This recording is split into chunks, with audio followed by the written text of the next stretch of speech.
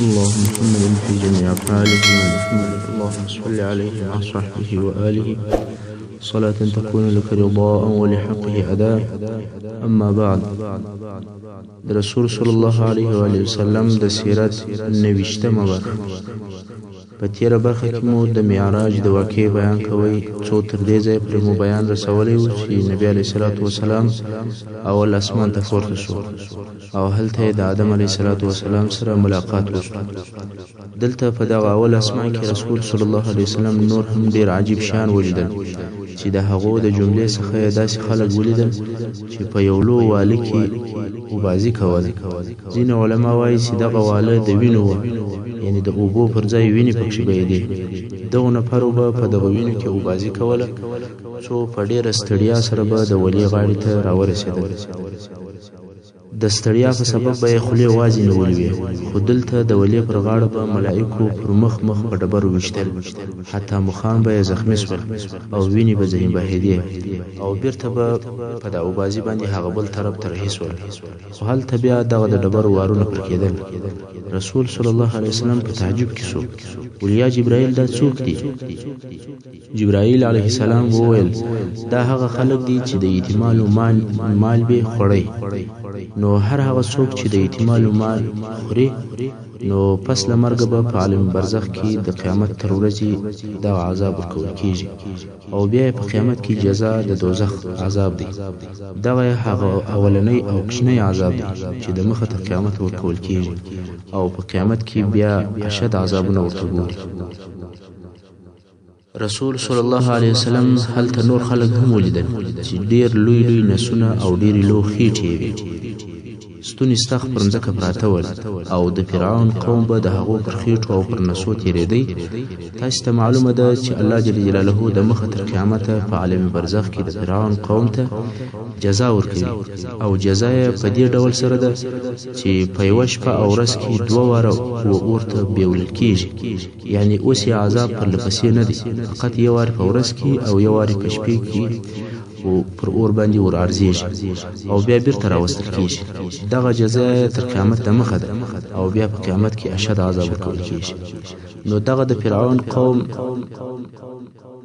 کم خلق سیول داسې به اور ته بیول کېدل او بیرته به راوستل کېدل، د دغو لوی نسو خلکو پر خېټو به تېرېدل. رسول صلی الله علیه وسلم پوښتنه وکړه ولیا جبرائیل دغه څوک دی؟ جبرائیل علیه السلام وویل یا رسول الله دغه لوی نسي خلک سود خوړونکي دي، هغه چې په دنیا کې یې سود کوي او ربا یې خوړله.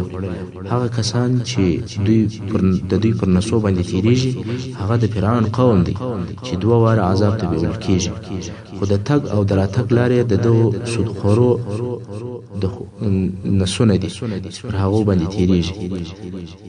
دا هغه کسان دي چې د نسونه یې پړسېدلي دي او نور قوم یې پر نس ورخېږي چې په دنیا کې به سود او ربا خوړله او د دې معاملې به کوي. نو هغه کسان چې سود او ربا کوي هغه بد او حرام کار کوي او الله جل جلاله د دغو خلکو ته د جزا او د تهدید پر قسم باندې په سورة البقره 209 نمبر آیات کې ورته فرمایلی دي: اعوذ بالله من الشیطان الرجیم فأذنوا بحرب من الله ورسوله، یعنی تاسې د الله او رسول الله صلی الله علیه وسلم د جنگ د پاره ځانونه تیار کړي. هغه څوک چې سود او ربا کوي هغه ته به د قیامت په ورځ وویل سي اسلحه دې راواخله. سود خوړونکی به ووایي چې د چیش دپاره؟ وایي د الله سره د جنګ کولو دپاره. او هر هغه څوک چې د ربا مال خوري هغه به د قیامت په ورځ د پیریاني او د میرګیاني سړي پر شکل باندې راپورته کېږي. دا هم تاسو ته معلومه ده چې پیریاني او میرګیاني سړی پر لار نشي تللی، چپه کېږي او بیرته راپورته کېږي. نو د ده به هم دا حال. سود خوړونکی انسان دغه ټول تکالیف او د قیامت عذابونه دا به د دې دپاره قبلوي چې دغه نابوده او بې بقا دنیا د یو څو خسیسې پیسې، دا یو څو 15 پیسې او 15 روپۍ د دې دپاره دا ټول عذابونه پر ځان باندې وړي. او بیا رسول صلی الله علیه وسلم داسې خلک ولیدل چې د هغو سره وراسته او بدبویه خواړه ورسره پراته وو، ډېر بد بویه تللی، خو په عین وخت کې نور پاک او تازه خواړه او خوندور خواړه هم ورسره پراته وو، مګر دغو خلکو به هغه پاک او تازه خواړه پرېښول او هغه بدبویه او راسته خواړه به خوړل. رسول صلی الله علیه وسلم په ډېر تعجب سو چې څوک به داسې وي چې ښه او تازه خواړه پرېږدي او بدبویه او راسته نجس خواړه خوري. نو ویې ویل چې یا جبرائیل دا څوک دی؟ جبرائیل علیه السلام وویل دا زناکاره دي، هغه زناکاره چې حلاله او پاکه زوجه به پرېښوله، خبیث او نجس ناروا ته به رجوع کول. رسول صلی الله علیه وسلم دلته په اول اسمان کې ډیر شیان ولیدل او بیا د اول اسمان څخه دویم اسمان ته د جبرائیل علیه السلام په ملګرتیا تشریف یووړ. هلته هم نور ډیر عجب شیان ولیدل چې پر هغه سربیره دوه مشرف او معزز انبیا علیهم السلام هم ولیدل چې یو عیسی علیه السلام او بل یحیی علیه السلام، دواړه ځوانان او الله جل جلاله ته مقرب انبیا ول. رسول صلی الله علیه وسلم د عیسی علیه السلام د شکل او د قیافې وصف بیانوي. و عیسی علیه السلام په رنګ باندې سور، یعنی د مخ رنګ یې د سپینوالي څخه وسوروالي ته مایل و، نه جګ نه ګردی، یعنی میانقده و، پر مخ یې ډېر خالونه درلودل. کله چې به سر وښوروئ ستا به دا خیال سو چې اوبه ځینې څڅېږي، یعنی وریښتان یې داسې لانده معلومېدل، که څه هم هغه به لانده نه ول. دا د عیسی علیه السلام وصف او د ښایست بیان چې رسول صلی الله علیه وسلم موږ ته بیانوي. بیا رسول صلی الله علیه وسلم دریم اسمان ته تشریف یووړی. هلته یوسف علیه السلام ولیدی. رسول صلی الله علیه وسلم د هغه په باره کې فرمایي والله ما رأیت اجمل منه، یعنی قسم په الله تر هغه ښایسته مې نه دی لیدلی. او بیا فرمایي هغه ته نیم ښایست ورکول سوی و. څنګه نیم ښایست؟ خلک د دې جملې او مقصد ته نه متوجه کیږي. مقصد یې دا دی چې الله جل جلاله چې څومره ښایست خلق کړی دی او پیدا کړی دی، هغه پر دوی حصې ویشل سوی دی. یوه حصه یې یوازې یوسف علیه السلام ته ورکول سوې ده او هغه بله حصه یې ټول بشر ته ورکول سوې ده. نو ته دغه جمال او ښایست ته فکر وکړه چې یوسف علیه السلام به څومره ښایسته و. د مصر ښځو پر زلیخا باندې ملامتي ویله چې زلیخا د خپل مریي څخه نفساني غوښتنه کړې ده. نو زلیخا و هغو ښځو ته مېلمستیا جوړه کړه، ښځو ته یې میوې او چړې کښېښولې او بیا یې یوسف علیه السلام ته وویل ورسه. کله چې یوسف علیه السلام ورغلی، هغه ښځې دغه د ده و بې مثاله ښایست ته په حیرت کې ډوبې شوې، په خپلو ځانو نه پوهېدی، د مبهوته او بې حاله شوې، تر داسې اندازې چې د میوې په عوض او د میوې په بدل کې خپل لاسونه په چړو پرېښول او په ځانو نه پوهېدی، لکه الله جل جلاله چې دغه د دوی حال په قرآن مجید کې فرمایي اعوذ بالله من الشیطان الرجیم فلما رأینه اکبرنه. کله چې دغه ښځو یوسف علیه السلام ولیدی، ډېر زیات ښایسته یې ولیدی او ډېر زیات ښایسته یې وبلل. وقطعن ایدیهن، او پرلپسې خپل لاسونه پرې کړل. الله جل جلاله داسې نه وویل چې وقطعن، یعنی د طوا په زور سره نه وویل، ځکه چې په دغه صورت کې مقصد یو وارې پرې کېدلی، بلکې الله جل جلاله د طوا په شد سره وفرمایل چې ترجمه یې داسې کېږي چې څو واره یې پرې کېدل وکول. نو هغه ښځو یو وارې نه بلکې په تکرار سره خپل لاسونه په چړو پرې کول او په ځان نه پوهېدې. وقلنا حاش لله ما هذا بشرا، او دغه ښځو ویل الله د عجز او د نقصان څخه پاک دی، دغه ځوان انسان نه دی. ان هذا الا ملک کریم، نه دی دغه ځوان مګر مکرمه ملائکه ده. دا شکل د بشر شکل نه دی، بلکې لکه یو ښایسته ملکه داسې غوندې. یوسف علیه السلام ښایست په دغه اندازه سره و، مګر د یوسف علیه السلام درجه او د مقام د ښایست په سبب نه دی، بلکې درجه په نبوت سره ده او په هغه علم او په هغه حکمت سره ده چې دته الله جل جلاله ورکړی دی. بیا رسول صلی الله علیه وسلم څلورم اسمان ته تشریف یووړی. هلته یې ادریس ادریس علیه السلام ولیدی هغه شراغلی ووی او بیا له هغه ځای څخه پنځم اسمان ته ولاړی رسول صلی الله علیه وسلم فرمایي چې هلته په پنځم اسمان کې می هارون علیه السلام ولیدی چې یو عزتمن شیخ او معتبر سړی وو او بیا رسول صلی الله علیه وسلم شپږم اسمان ته تشریف یوړی او هلته مکرم رسول کلیم الرحمن موسی علیه السلام ولیدی بیا نو رسول صلی الله علیه وسلم اوم اسمان ته تشریف یوړی او هلته بیت المعمور ولیدی بیت المعمور د اهل سما د پاره کعبه ده لکه څنګه چې دلته په مځکه کې د انسانانو او پیرانانو د پاره کعبه سته لمونځ ورته کوي طواف ورکوي همدارنګه د اهل سما د پاره کعبه سته چې هغه ته بیت المعمور ویل کیږي او الله جل جلاله دغه بیت المعمور د سورۃ الطور په څلورم آیات کې ذکر کړی دی رسول صلی الله علیه وسلم دغه بیت المعمور په باره کې فرمایي د ورځې او یا زره ملائکه طواف ورکوي او هغه ملائکه ته بیا د قیامت تر ورځې بل نوبت نه ورسیږي هر ورځ نوري نوي او یا زره ملائکه د طواف لپاره ورته راځي دا د الله څونی مخلوق دی لکه الله جل جلاله په سورۃ مدثر یو دېرشم نمبر آیات کې فرمایي وما يعلم جنود ربك الا هو د الله مخلوق او لشکري خپل الله ته معلوم دي چې څونه مخلوقات الله پیدا کړي دغه اوم اسمان په ملائکو ډکو او ټول ملائکه د الله جل جلاله په عبادت مشغوله وي څوک پر سجده څوک پر رکوع او چا تسبیحات ویل رسول صلی الله علیه وسلم فرمایي چې په دغه اوم اسمان کې یو ویش ځای نه وو مګر هلته ملائکه او الله ته سجده یا عبادت کوي او رسول صلی الله علیه وسلم فرمایي دلته مې یو سړی ولیدی چې بیت المعمور ته تکیه کړی و او هغه سړی تر هر چا د استاسي د ملګری سره مشابه و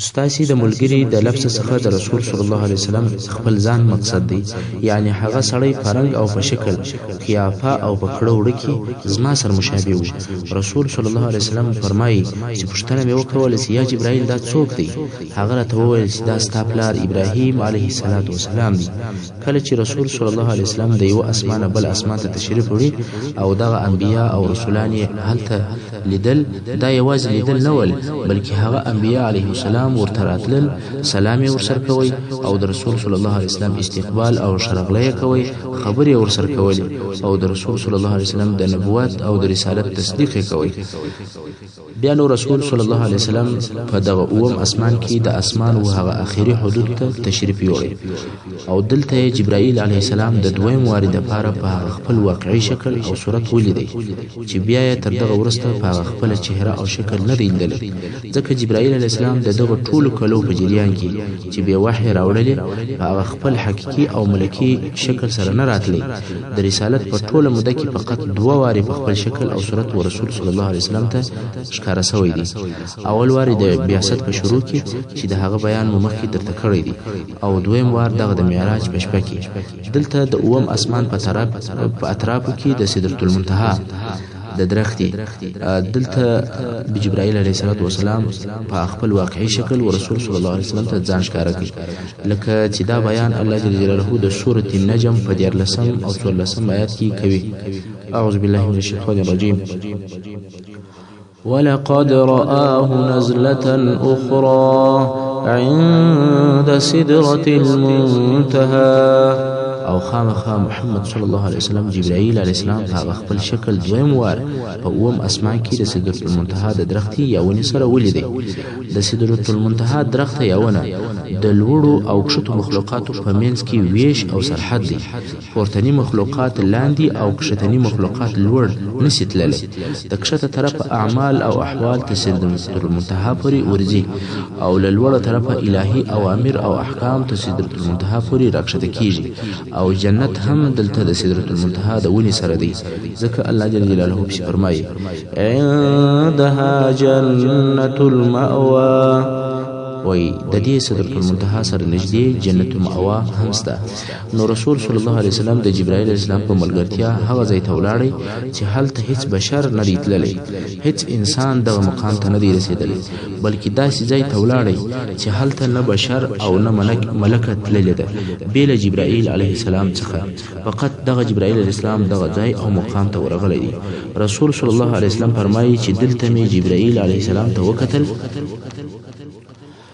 چې هغه په داسې شکل سو لکه هغه څیري او زړه شړېدلې بوریا. دا ټول د الله جل جلاله د بیرې څخه. دا د جبرائیل علیه السلام حال و. هغه جبرائیل چې ذی قوه و، ذی جبروت او شدید القوا و. دی الله جل جلاله شدید القوا بللی دی، یعنی د شدید قوتو خاوند. خو دغه شدید القوا جبرائیل په دغه مقام او قرب ته چې کله ورسېږي د الله د بیرې دغه حال وي. دلته نو جبرائیل علیه السلام ودرېدی، ولیا محمد صلی الله علیه وسلم مخ ته ولاړ سه، وردمخه سه، مګر زه قسم په الله که یو قدم نور و مختصم د الله جل جلاله په الهي نور به وسوځل سو. لکه سعدي رحمه الله چې په دې باره کې اشعار ویلي دي: شبی برنشست از فلک درگذشت، به تمکین و جا از ملک درگذشت. چنان گرمی در تیه قربت برند، که در صدر جبریل از او بازو ماند. بدو گفت و سالار بیت الحرام، که ای حاملی وحی برتر خرام. چو در دوستی مخلصیم یافتی، عنانیم زی صحبت چرا تا پتی. بگفتا فراتر مجالم نماند، بماندیم کنی روی بالیم نماند. اگر یک سری موی برتر پریم، فروغی تجلا بسوزت پرم. جبرائیل علیه السلام وویل: قسم په الله که یو قدم وردمخه سم د الله په نور به وسوځم. نو رسول صلی الله علیه وسلم حبیب الله محمد رسول الله یوازې مخ ته ولاړ. داسې ځای ته ولاړی چې هلته نه بشر تللی دی نه ملکه. دا د الله له طرفه د دې امت و رسول صلی الله علیه و وسلم ته عزت او اکرام دی. رسول صلی الله علیه وسلم فرمایي: وردمخه سوم او مخ ته ولاړم څو د سدرة المنتهی درختي او ونې ته ورسېدم. رسول صلی الله علیه وسلم د سدرة المنتهی د ونې تعریف او بیان راته کوي او فرمایي: دغه ونه یو عادي ونه وه. د دغه ونې پاڼې لکه د پیل غوږونه لوی لوی غټې غټې پاڼې وې. په ښکاره او په ظاهره د ښایست کم خاص شی نه پر معلومېدی. رسول صلی الله علیه وسلم فرمایي: زه پر دغه حال وم چې د الله جل جلاله د نور تجلی او روښنایي او رڼا دغه د سدرة المنتهی پر ونه ښکاره سوې او ونه په دغه الهي نور باندې پټه سوه.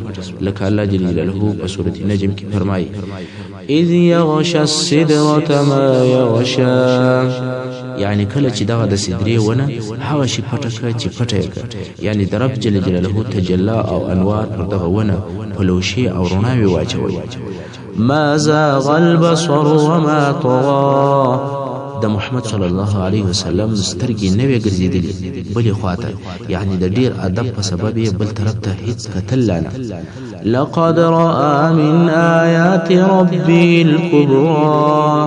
د الله د اولویت او قدرت لوی علامې ولیدې. رسول صلی الله علیه وسلم د سدرة المنتهی ونه یا درخته ولیدل. هغه هم په داسې حال کې چې بیله کوم حائله او بیله یو پردې او د الله جل جلاله په انوارو باندې پټه وه. دا څونه لوی مقام او څونه لوی درجه ده. رسول صلی الله علیه وسلم فرمایي: کله چې دغه ونه په الهي نور باندې پټه سوه، د هغه خپل عادي حالت واوښتل، شکل او رنګ یې تغییر وخوړی او بدل سو. په دغه وخت کې د دې ونې د بهار او د سنگار داسې حال و چې د هغې د حسن او د جمال حال هیڅ بشر نشي بیانولی. شاخونه یې یاقوت او زبرجد سول. د ونې پر شاوخوا داسې ښایسته شان ګرځېدل لکه د سرو زرو پتنګان یا طلایي پتنګان. رسول صلی الله علیه وسلم فرمایي: د سدرة المنتهی د ونې شکل دونه فرق وکړي او د ښایست هغې درجې ته ورسېدل چې د هیڅ انسان په وس او طاقت کې نه ده پوره چې د هغې د حسن او د جمال تعریف او توصیف وکړي. ژبه او الفاظ د دې څخه عاجزه دي چې د سدرة المنتهی د ونې د وصف او د ښایست بیان دي وکړي. دا په هغه حال کې چې الله جل جلاله په نور او په تجلو باندې پټه کړه. دا د چا ژبه دغه توصیف او تعریف عاجز شو؟ د هغه چا ژبه چې تر ټولو انسانانو فصیح او بلیغ دی. د رسول الله محمد مصطفی صلی الله علیه وسلم ژبه د سدرة المنتهی د ونې د حالت د بیانولو څخه عاجز شو. حال دا چې رسول صلی الله علیه وسلم تر ټولو انسانانو ډیر فصیح دی. دغه د سدرۃ المنتهى ونه د الله جل جلاله د مخلوقاتو یو مخلوق دی، خو کله چې د الله په نور باندې پټه شوه، سید البشر اکمل البشر صلی الله علیه وسلم د توصیف او د بیان څخه عاجز شو. نو په خپل د حق جل جلاله د الله جل جلاله په باره کې څه خیال او فکر کوي چې هغه به څونه شایسته وي. دا خبره تر خیال او تر فکر لوړه ده. کمال الجمال الله لره دی او جمال الکمال رب العالمین لره دی. په دغه مبارک او عجیب ځای کې رسول صلی الله علیه وسلم د خپل رب سره بلا حائله او بلا وایستې خبرې وکولې.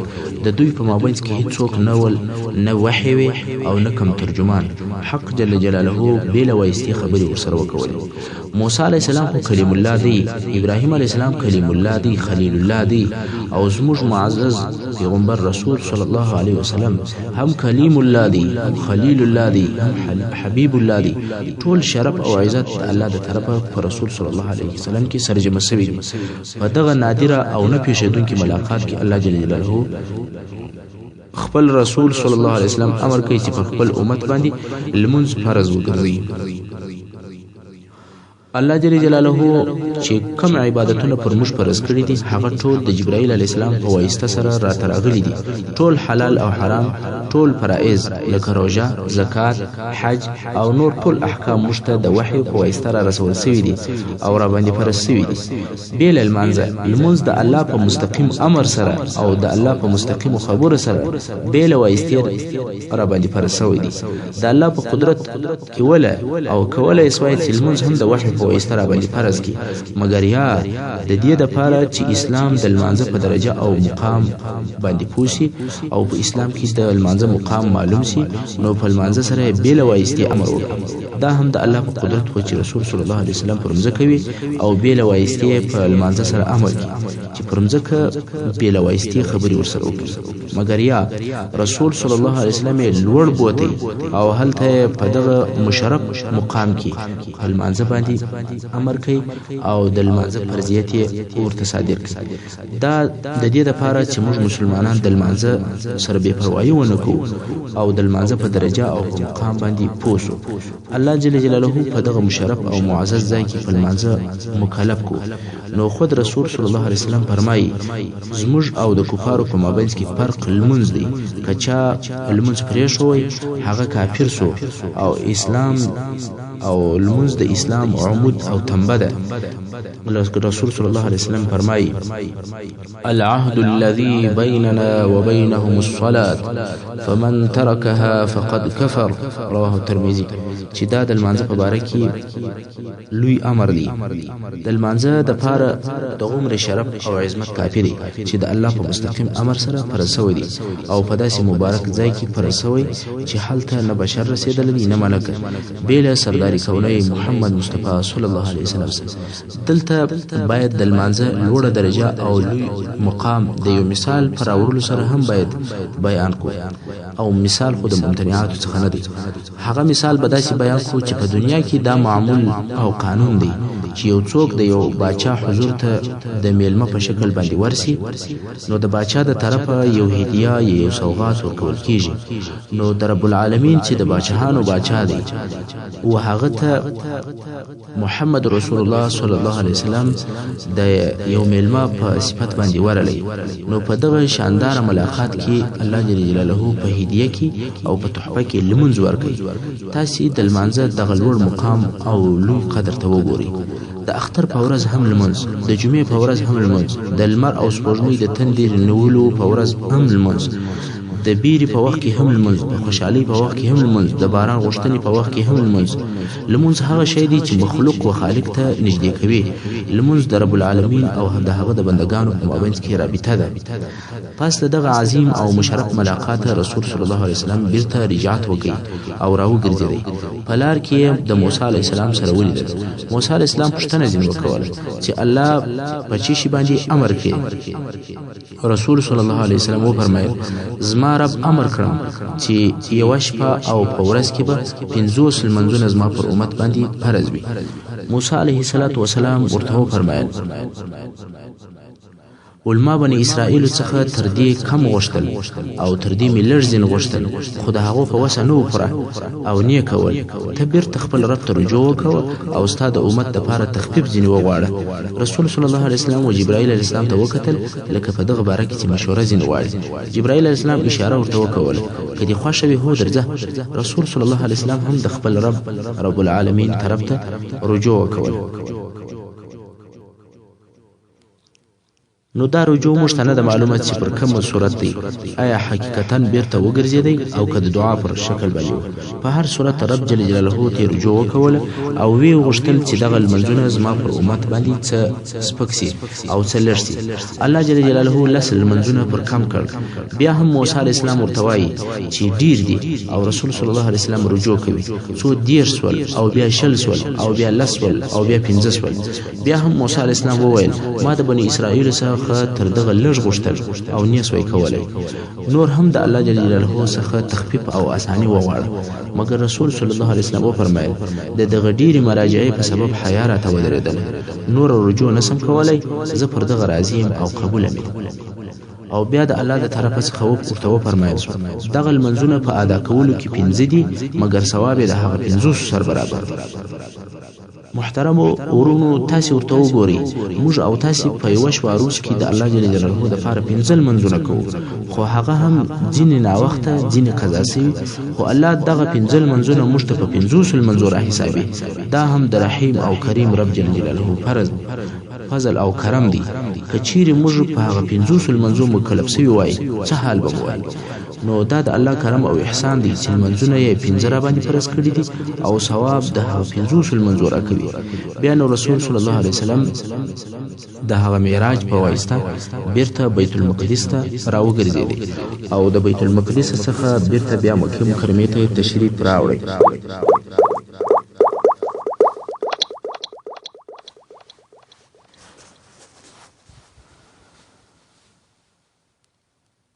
دا نو د اسراء څخه د عودي او د بیرته راګرځېدلو حالات. رسول صلی الله علیه وسلم پر لارې څه شان ولیدل یا څه شان ورته پیښ شول.